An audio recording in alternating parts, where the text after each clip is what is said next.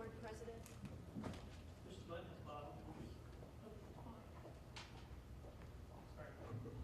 Good evening, Board President, Mr. Gallagher, and board members. Today we're here to discuss the 2016-17 annual report, and this is a public hearing. There are 7 sections to the annual report. These are required by law. The first section is the Texas Academic Performance Report, which we will call TAPER. And it's for the district and each campus in the district. The second is the PEAMS Financial Standard Report, and it's for the district and each campus in the district. The third section is for the 2016-2017 accreditation status for the district. The next section will be the campus performance objectives, the report on violent or criminal incidents on campuses. The next section will be on the student performance in post-secondary institutions, and this is for our high school. And then following will be the TAPER glossary, and I also included in the report that was posted, as well as the one that will go online on the website, I posted a copy of all of the TAPERs for the district and the campuses. The first section, the Texas Academic Performance Report, is compiled by TEA for every district and campus using PEAMS and student assessment data. Our accountability set is what we call Snapshot, and it's the last Friday of October. And that's where we get our snapshot for accountability purposes. So what we see in TAPER was last October's 28th or 29th, the last Friday last year in October, is where the data comes from, those students, if they were here in the district on an assessment date. So what were the significant changes to the TAPER? There's new terminology for the STAR performance level descriptors. Last year, we had level 2 satisfactory, level 2 post-secondary, and level 3 advanced. This year, the commissioner has changed from level 2 satisfactory to approaches grade level. Level 2 post-secondary, which we also called level 2 final, is now called meets grade level. And level 3 advanced is now called master's grade level. So as you see that terminology in the presentation and in the reports, you can refer back to this slide to remind you what it used to be called for the past several years. Also, we have 2 years of STAR data reported in the TAPERs, 2017 and 2016. The 2015 and 16 TAPER only reported 1 year of data because we had significant changes in the STAR test from 14-15 to 15-16. So they are not using 14-15 as a comparison data in the TAPER reports. The TAPER is organized in 5 parts. The first is the cover page, and it'll give us the accountability rating of the district or campus. It'll give us the 2017 special education determination status for the district and any distinction designations received. Then it will go into the 2016-17 performance, the 2016-17 participation rates, as well as the attendance and post-secondary readiness.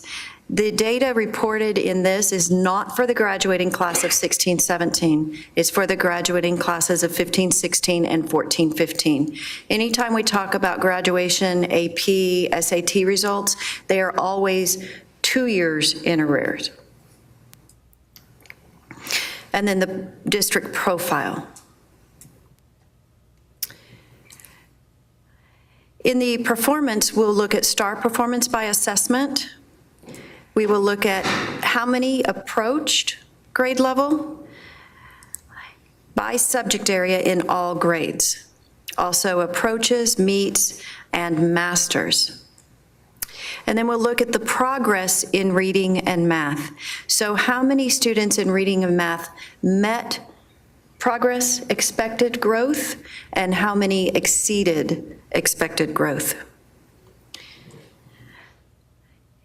This also is going to include the STAR results from the 2017 accountability year, and these are going to be the summer of 2016 EOC retakes, December 2016 EOC retakes, 2017 EOCs, and the grade 3 to 8 assessments. Occasionally, we do have a few first-time testers in that summer accountability group and that December accountability group. If we've had someone move into the state or move into a private school, from a private school, or if they have moved from a true block schedule high school in the state. So if they have already completed an entire year's course in a semester and they move to us in, say, November or December, then they will take the STAR at that point for that course. It's only going to include the students in the accountability subset, just what I said a few minutes ago, which is that October snapshot date, the last Friday in October. If a student is enrolled in the district at Campus A, but they move to Campus B, they will still be included in the accountability snapshot because they were part of our district. It's only if they were in another district on the accountability snapshot date and moved in at a later date. The next part of the taper will include progress of prior year non-proficient students in reading and math, Student Succession Initiative for reading grades 5 and 8, bilingual ESL language performance measures, which we get from the TELPAS and STAR passing rates. And we'll also be talking about the different ways students receive their ESL services or bilingual education services. We have participation rates, and this is the percent tested versus the percent not tested, and of those tested, the percent included in the accountability. I know you've seen a lot on the news recently about participation caps, and so this is one of those areas that is part of our state accountability system that we have to report. We'll look at participation for all grades, all tests for 15-16 as well, and the comparison between the two.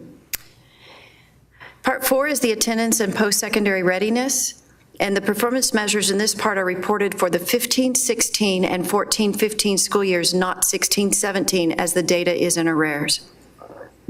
We'll look at the attendance rate, the annual dropout rates, the longitudinal and annual graduation rates and graduation plan rates, as well as the college and career readiness indicators, including advanced courses, dual enrollment completion, college ready and college and career ready graduates, CTE coherent sequence completion, AP IB course completion and the results, SAT and SAT results, and graduates enrolled in Texas institutions of higher education.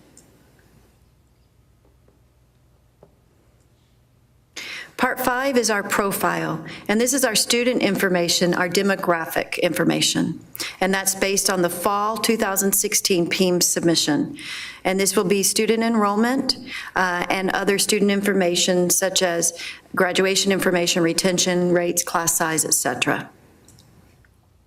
We'll also have staff information for 16-17, and once again, this is going to be demographics of our staff, including their highest degrees, years of experience, gender, etc. And then we'll have program information for 16-17, and this will include student enrollment by program and teachers by program. So linked in the annual report and also at the very end and on our website are the taper reports. So these are hot linked, so when it gets posted on the web tomorrow, community members will be able to click this and go straight to that campus's taper. So at this point, we're going to actually switch off of the PowerPoint and go into our dashboard because it's much easier for us to view the data. Then when we finish the taper portion, then we'll switch back to the PowerPoint and we'll finish the first financial standards, the Institute Higher Education, et cetera. Oh, gosh. Okay. Sorry. Dr. Mickett, that's what I was going to say. And one of the reasons we did that dashboard was because it was easier for the public to read, to be able to see how our students are performing. The taper report is not always the easiest for our citizens and community to read, which again... Correct. The taper report is just numbers. There's no graphic representations. In fact, in our slides, there's probably about 200 slides of just white pages of data and numbers. But I've taken those numbers and I've plugged them into our new product and developed the dashboard.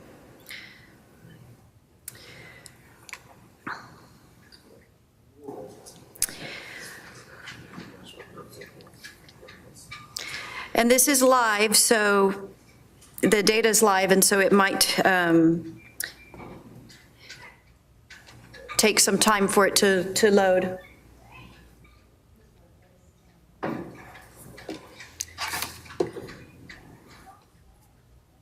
While they're pulling that up, I do want to thank Dr. Mecca. She actually went out today, her and also Dr. Glover went out today for some additional training on STAR testing and Courtney as well. And Courtney as well. Thank you, Courtney. I'm sorry. And they Thank you. have some additional updates which we'll be sharing as we move forward. Okay, so this, the first part of our dashboard is the grade 3 to 8 STAR, and it's at the approaches. So how many of our students met approaches, which used to be called level 2 satisfactory? Ours is... Can you put it on this one so they can see maybe? It's on. Oh, it's... It's all right. It's on. Yeah.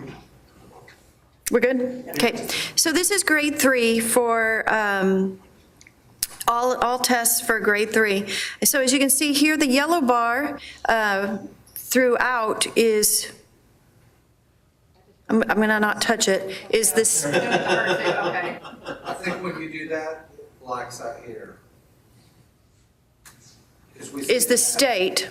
Okay, let's try this again. The state. And I see, I'm still seeing it. And we're seeing it here. Do y'all, would y'all like to? Okay. We're going to go. We're going to work on this. So the yellow bar consistently is the state. So the first bar on every graph, I've organized it the same way, is going to be where the state scored. The next bar is where the district scored. And then after that is our ethnic groups. So in this case, for third grade reading, the state scored 73%. The district scored 80%. African Americans 68, Hispanics 78, whites 85, Asians 92, 2 or more races 83. Our lowest population was 62%, 69% for our economically disadvantaged, and 79% for our English language learners in reading. This is math. So math, the state was 78. Our district was above the state average at 80. Our lowest population was special ed at 64, and then African Americans at 67. Our 2 or more, our economically disadvantaged at 73, Hispanics at 76. Everyone else was at or above the state average. Moving to 4th grade, the state was 70% for reading, and our district was at 72% for reading in 4th grade. Our lowest population was special ed at a 33%, meeting the approaches level.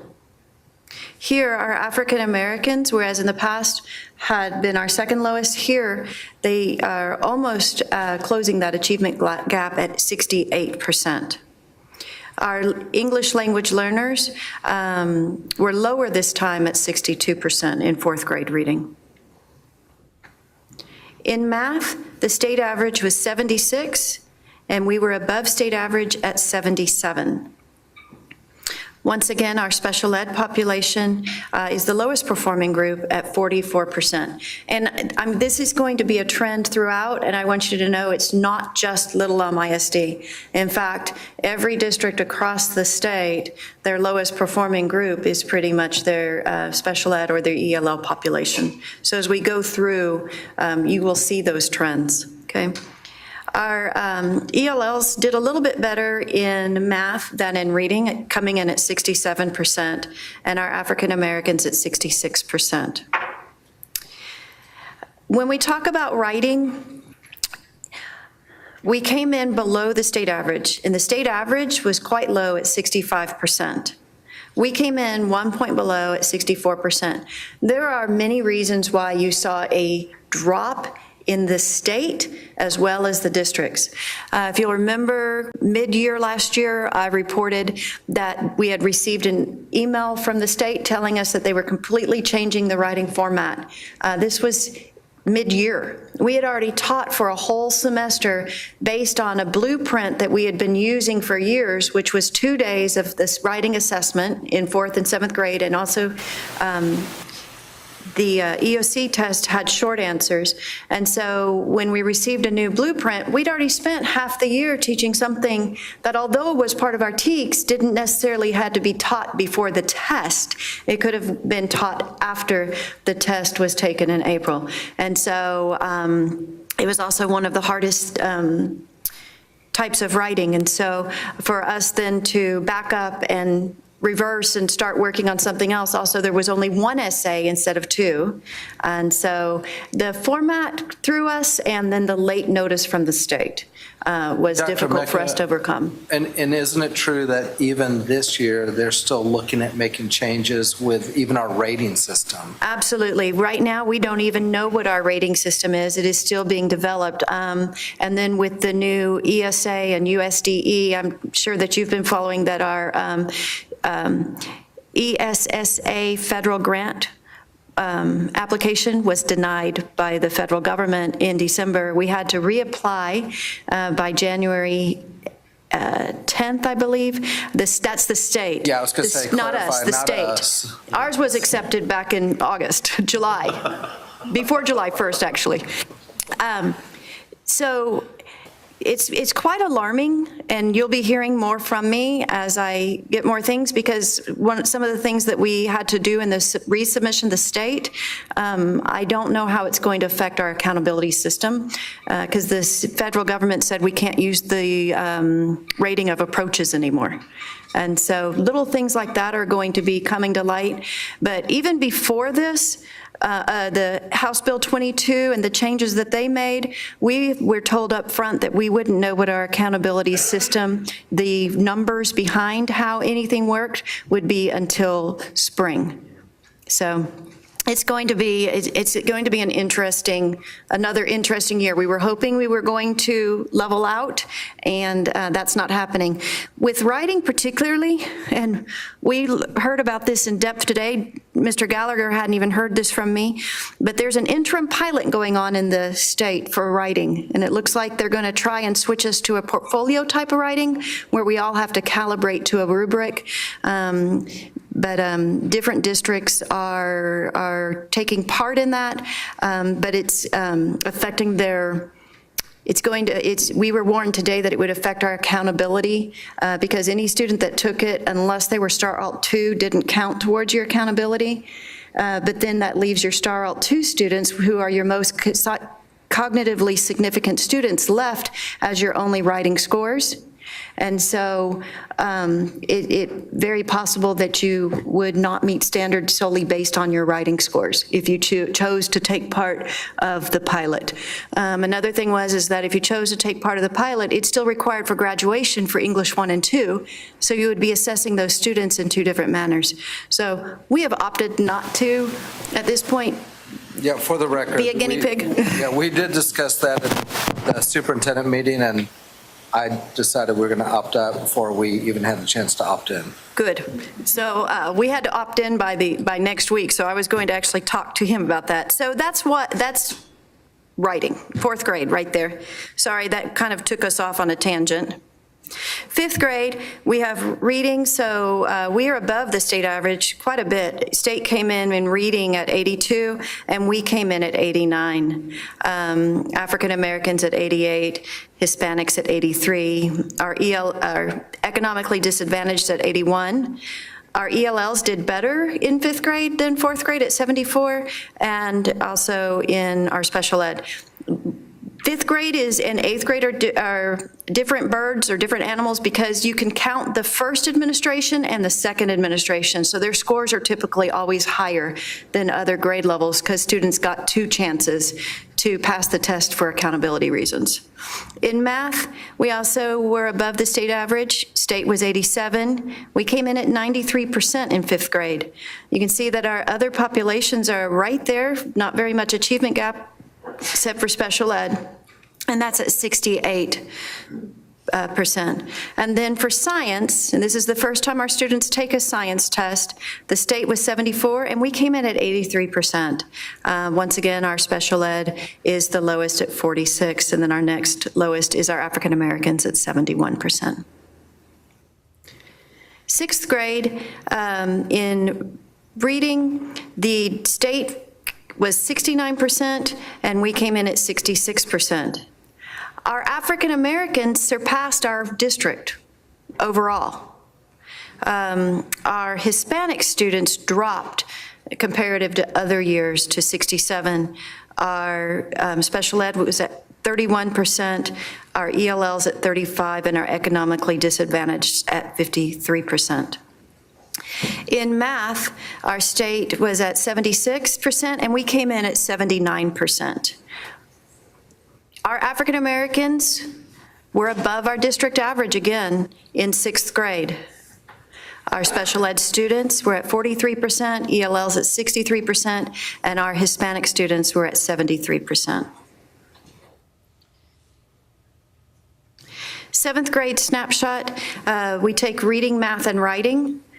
We were below the state average of 73, coming in at 71%. Our lowest was special ed at 30, our ELLs at 44, and our African Americans at 53%, and our 2 or more races came in at 59%. In math, the state average was 70, and we were 52%. Our African Americans were 41%.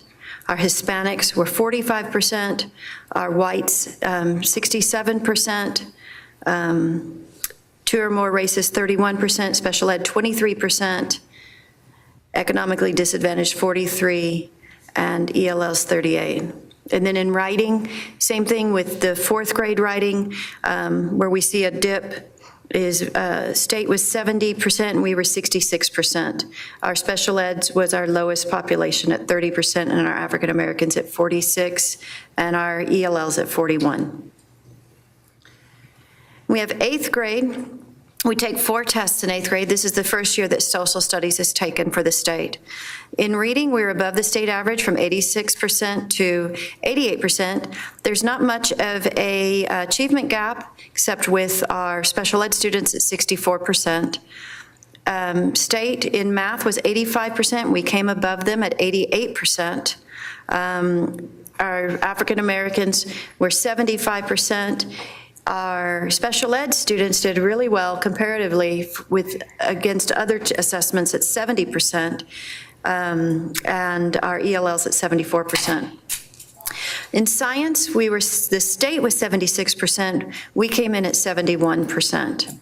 Our lowest performing group this time was our ELL students, not our special ed students. They came in at 40% and 45% respectively. And in social studies, the state was 63%. We came in at 52%. Our special ed students were at 24 and our ELLs were at 25. Then our next lowest performing group was African Americans and Hispanics. So then we talk about I looked at the trends from 2015 to 2017. So for reading performance, our trends are here. This is our third grade trend is here in yellow. In red, we have our fourth grade trend. In the dark blue, we have our fifth grade. In the purple, we have our sixth grade. The gray is our seventh grade. And our light blue is our eighth grade trend over 3 years for reading. This graph, same color scheme, is for math.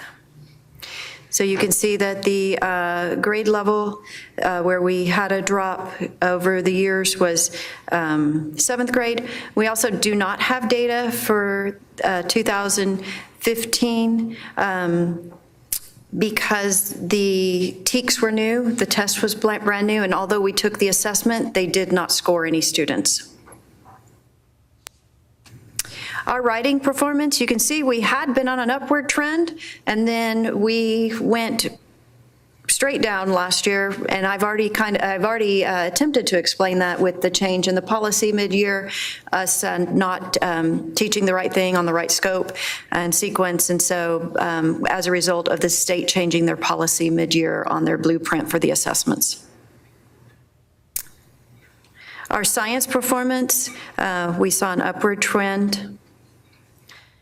Our social studies performance, we did not see an upward trend. The next part of the taper looks at EOC scores. Once again, we're going to look at approaches for each of the areas, compared to the state and across the demographics. The state was 83%, we came in at 86%. And our lowest performing group was special ed, followed by our ELLs. But other than that, everyone else is very tight here with where the state is and the district is. In biology, the state was 86%, we were 90%. Once again, our two lowest performing groups were special ed and ELLs. Otherwise, we're really tight with our other groups. English 1 and English 2, again, the blueprint changed for us mid-year. We had been teaching short answers, and short answers were no longer part of the assessment. And so across the state, we saw a dip, but I'm pleased to say that even though we saw that dip, we were still able to come in above the state average. So the state average was 64%, we came in at 68%. Once again, our two lowest populations are special ed and ELLs. In English 2, state was 66% and we were 73%. Once again, our two lowest populations are the same with the special ed and the ELL students. And then for U.S. history, the state was 91%. We beat the state even at 91%, coming in at 93%. All of our subgroups are doing really well.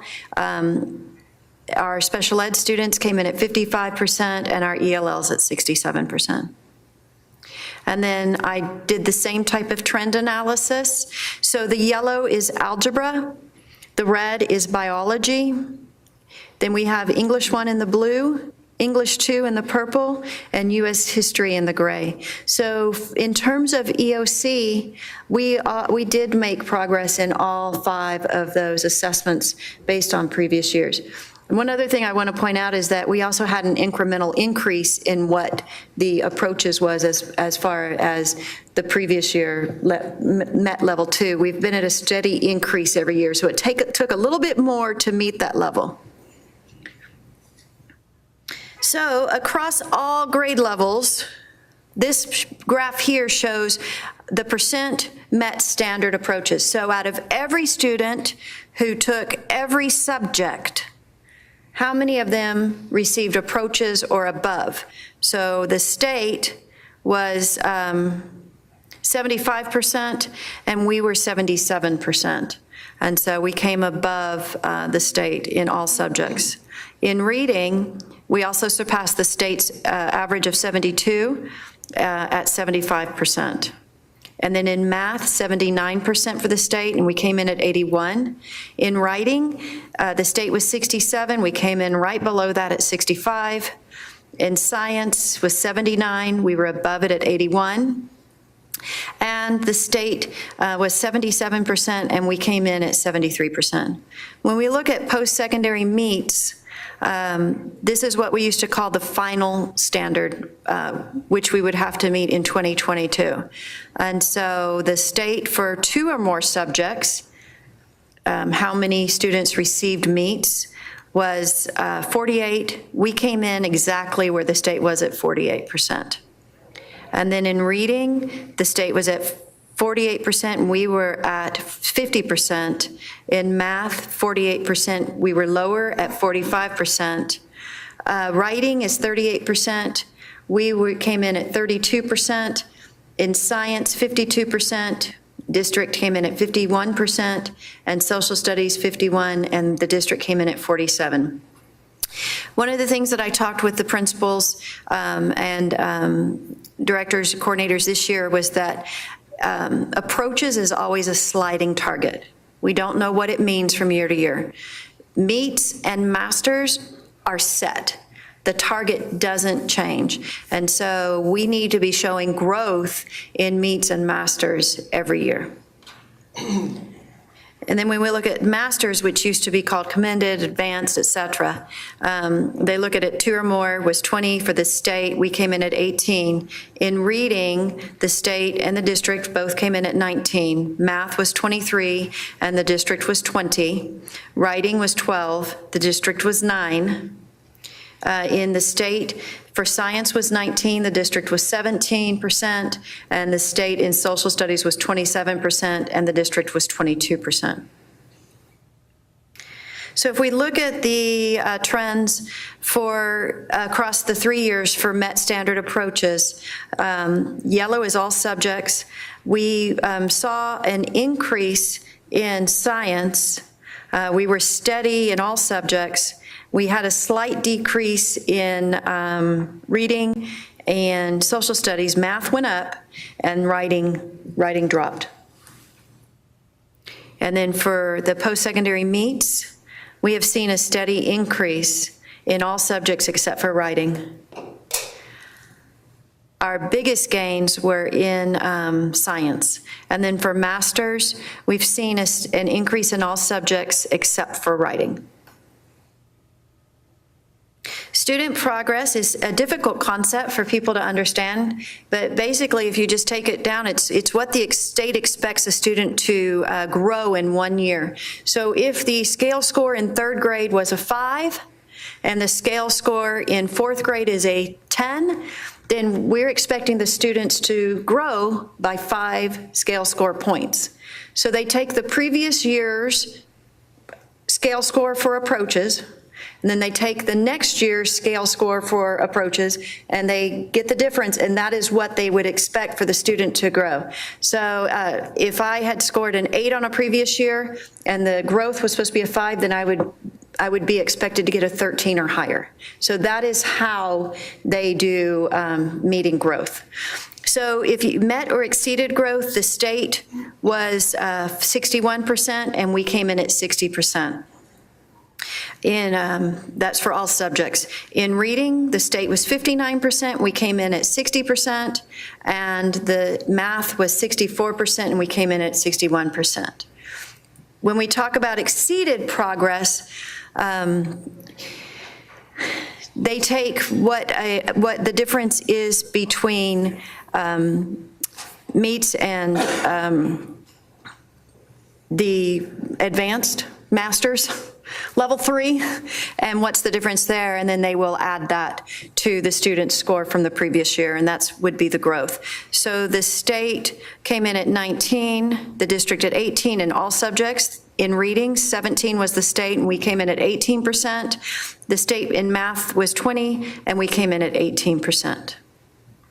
So our trend analysis for growth, we saw a steady increase in math, and we saw a slight decrease in growth in both in reading. And then for exceeds, we leveled off. So we scored the same in the previous year as this year as the number of students exceeding progress in both subjects.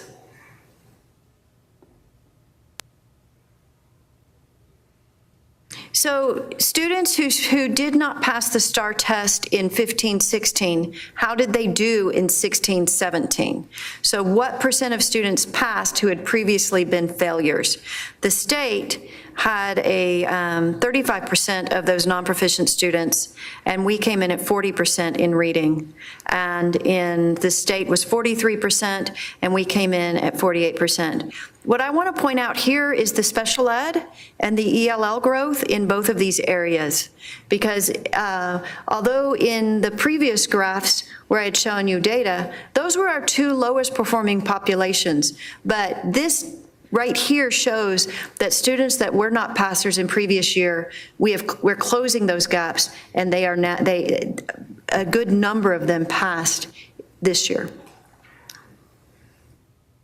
The Student Success Initiative only is for 5th and 8th grade reading and math. And so how many students passed on the first administration? The state was 72%, and the district came in at 78% in reading, and in math was 81%, and this district was 87%. And ELL performance. So what was the performance for only our English language learners? At approaches or above for all subjects, the state, I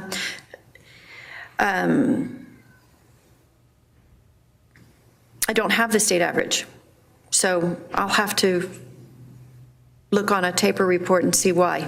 But the district was 77%, and then this is the programs of study that we offer. And so, and that's why, because we don't have a state average, because this looks at the different programs. Sorry, I got a little bit confused here, I apologize. So you can see that our highest performing group compared to the district average for all ELLs is our dual language two-way in every subject, all subjects, also in reading. They're outperforming the students in math, writing, science. And we don't have students taking it in social studies because we don't have a dual language program in 8th grade. You'll see the same thing for the meets or above. Our highest performing group, except in writing, is our dual language students. In writing, it is our bilingual one-way group of students. And then for masters, once again, it's our dual language two-way students that are outperforming. When we look at STAR participation, we were basically at 100% except for special ed at 99%.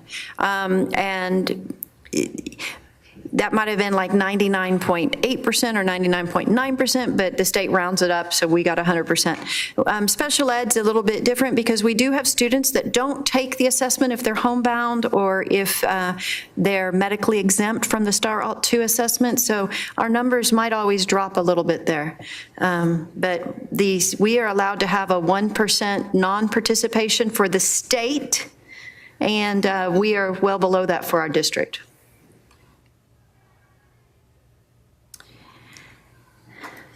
The student performance dashboard was so big, we had to break it up into two parts. So that was all about STAR. And now we will go into the other ways that we get assessed. And so attendance rates for the state and the district, we are basically right there with the state in all of our populations. So last year we came in at 2014-15, we came in at 95.8%, and we came in at 95.7%, so 0.1% difference from the state. Our annual dropout rate for all students is 1.4%. Our highest dropout rate is our ELL students at 3.9%. Our graduation longitudinal rate, this is broken into 4 parts. How many students that were class of 2016 graduated with their class? The 5-year is how many students in the class of 2015 graduated either on time or 1 year later? And then the class of 2014, how many of those cohort 2014 graduated within 6 years? Okay, so we do really well with our graduation rate. The state was 89.1 and we came in at 89.3%. It also looks at how many of those students received their GED, continued on in high school for another year, or dropped out. 5 years, we would expect to be higher, and it is at 91.4, and 6 is even higher at 93.6. High school plans, remember part of House Bill 5 2 legislative sessions ago, we went from the recommended plan, the 4x4, the recommended distinguished plan, to what we now call the foundation high school plan with endorsements. And so this looks at any student in the 2 years, 2016 is gold and 2015 is gold, and how many graduated with either the distinguished or the endorsements.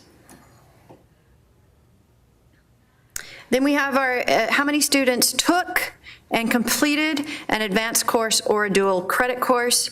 And for any subject, the state was at 55%, we were at 51%.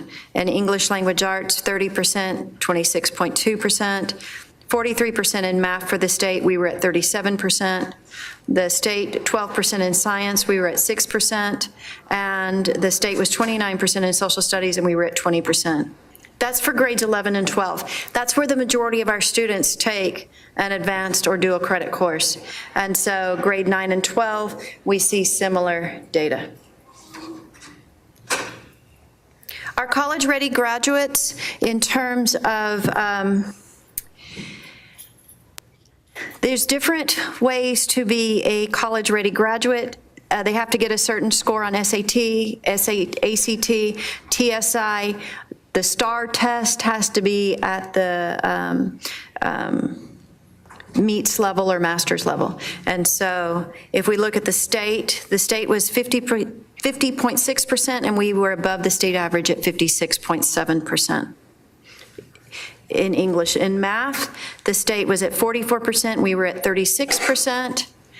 Both subjects, that means that they were at the college-ready level in both English and math. The state was at 38%, we were at 32%. And any subject, the state was at 56% and we were at 61%. So over the years, what does it look like for us? The 2015-16 was gold, 2014-15 was blue. So the state saw an increase, and we saw a big increase from 14-15 to 15-16 for the district. CTE, coherent sequence, the state for the district, once again, gold was 15-16 data and blue was 14-15 data. The state saw a little bit of an increase. We saw a huge increase in our CTE coherent sequence of courses. So one of that is the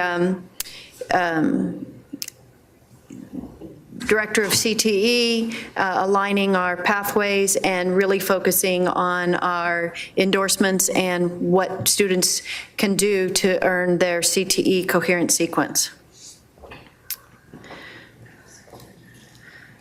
Okay.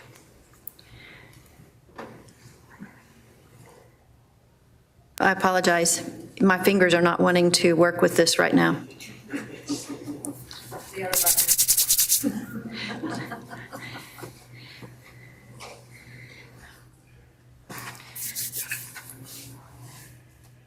Thank you. You can scroll with two fingers. They are, because his worked and mine aren't. We're almost finished. AP results participation for all subjects. The state is here at 25%, and we came in at 21%. English, 15, we came in at 13. Math, 6, we came in at 6. Science was 10, we came in at 7. Social studies was 14, and we came in at 13. So that is for participation. That's if they took the test, okay? So in the spring of 2015 to the spring of 2016, how many participated in the AP exams? How many participated in 16? We saw an increase in every subject. AP results at or above criterion. The state had this set at 3% across all colleges, and if they are a state college. And so you can see that for all subjects, state came in at 49% meeting criterion. We came in at 58%. We surpassed the state in every subject except for mathematics. And from 15-16, our data trend, we saw a decrease in science and we saw a decrease in math.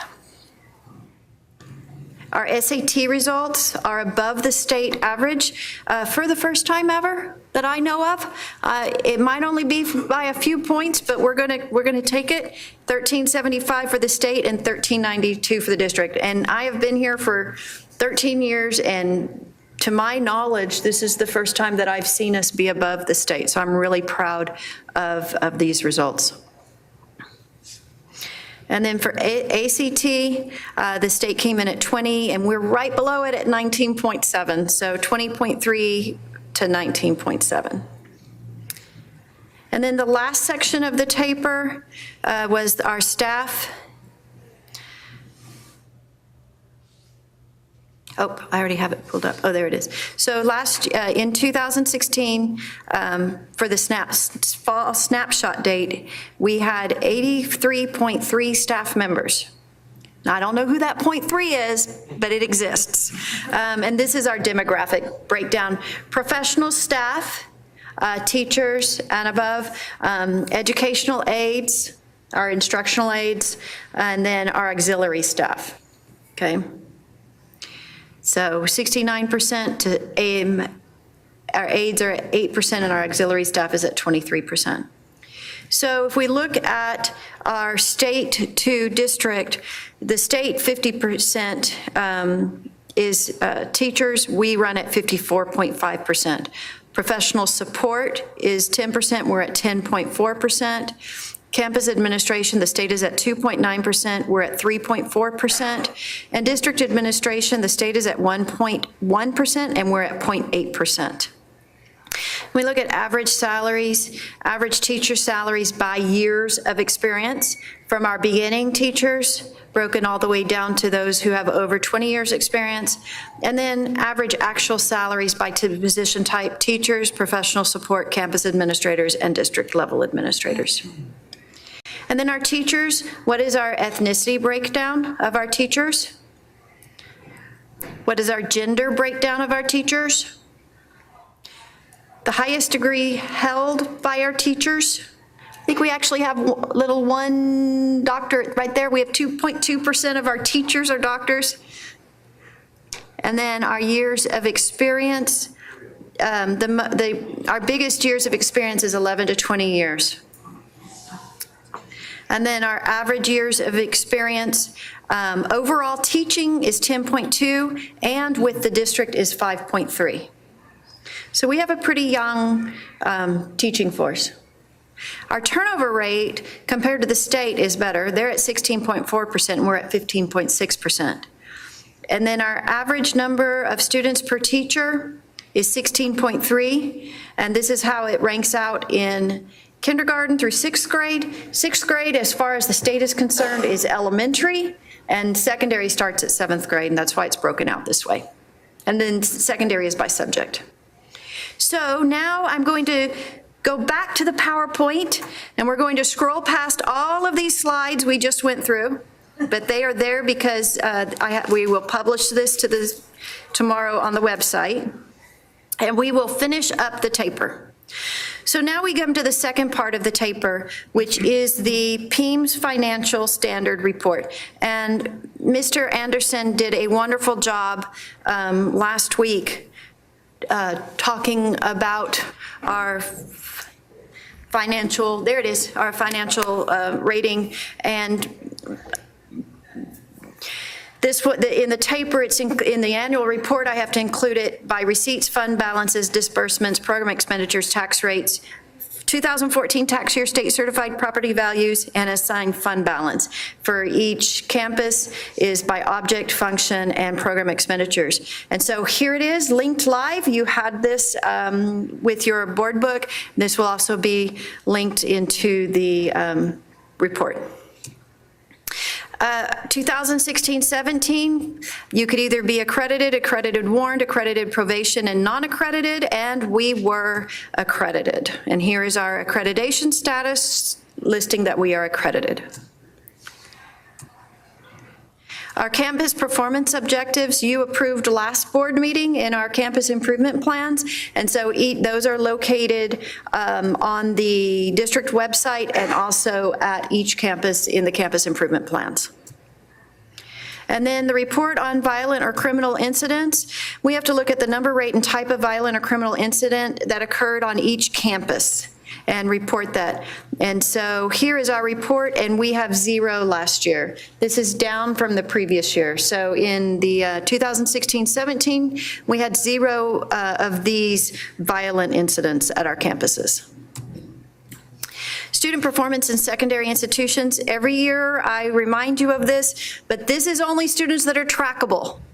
So it's only really students that we know that they can find that they have claimed at Texas public schools of higher education, okay? So we know that we have a lot of schools, kids that go to private schools or private technical colleges, or et cetera, that aren't part of this or go out of state. So in Little Elm ISD, here is how many students. We had 56 students that attended a 4-year public university, which we know is much more than that. But this is how they rank in their GPA. 13 of them had a 3.5 or higher. And that's it. The rest is the glossary. It's available in English. The state has not released the Spanish glossary yet, so we can't link it up, but I gave the website. And then we will post tomorrow after, if you approve it during the regular board meeting, and then paper copies will be available at the campuses in the district upon request for parents who do not have internet access, and then my contact information. And following that, the next 185 slides are the actual taper reports. And just so that you know what it looks like, it is just strict data numbers from here on down. Okay, so this is a public hearing, so are there any questions? And before we ask questions, I asked Courtney Clover, Dr. Glover, and Nana Silva to come in case there were questions specific to those areas. Any questions from the board? Any citizen input or questions? Okay. Thank you, Dr. Mecca. Thank you. Thank you for your time. All right, so we did not do roll call, just we had a few kind of wandering in. Ms. Badia, do you need to do that, or? Okay, you got it. Perfect. So at this time, we'll adjourn 4 times. at 6:23. We'll return for the 6:30 meeting at that time. Thank you.